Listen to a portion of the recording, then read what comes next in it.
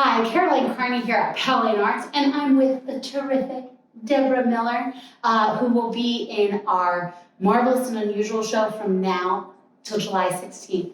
Deb, do you mind introducing us to your dynamic piece? This piece is called The Spirits of the Dead. Actually, the hieroglyphics actually state that. Oh, that's so funny. All these say the spirits of the dead. I had to look up all the hieroglyphics to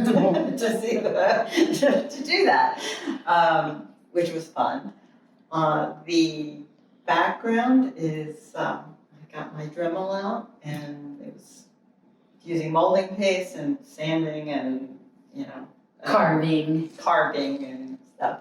And then there's beads, and then there's cheesecloth and twine, and the idea came from I like putting 3D. This is the very first piece that I've done with adding 3D elements. For those of you who this is the first time you're seeing a work of Deb's, she always incorporates three-dimensional textures and, in the work you've shown with us, three-dimensional textures and objects, which is really interesting because it has depth both visually and also physically. Right, and this was my very first piece that I wanted to experiment, and I was going through books and looking at Egyptian art and stuff. I thought, that'd be kind of cool because I wanted to do something with beads. Yeah, and also there's a lot of symbolism where we're going to get into a feminist realm that women's were always praised for their bodies, but not their minds. So a lot and the cheesecloth around her face and twine is sort of keeping her quiet, shutting her mouth. Yes, and yet her body is more exposed. Right, exactly. Yeah. So there's symbolism there, and then, like I said, the hieroglyphics. And we don't shy away from feminist statements at this place. We are a women-owned gallery. You should know that going in. I have a lot of more feminist art, and I think that's Isis. Is it Isis? Yeah, Isis, like IS. Yes. I always struggle with how to pronounce it, but yes, I love the way that you have used the colors, the really strong purple to like oranges, and one of the things I just noticed was that her cap it's not just that you have the dripping beads, it's that the cap is also made of beads. Yes. Which is absolutely fascinating. I glued all those little beads. Yes, it's like I said, it was one of the first pieces that I tried to incorporate 3D elements in. And it has such nice movement, and because you feel the movement of the cap, you feel her receding to kind of look, it really tells a story.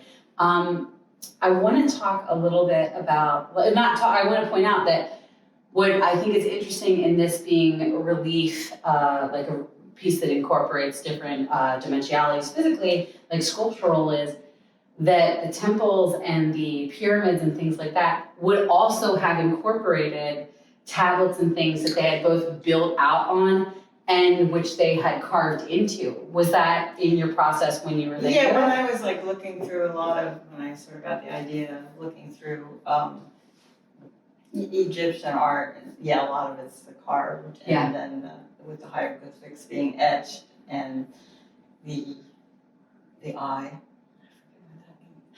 I forgot why. Anyway. You can Google it. Yeah, there is some symbolism to that. I actually forgot.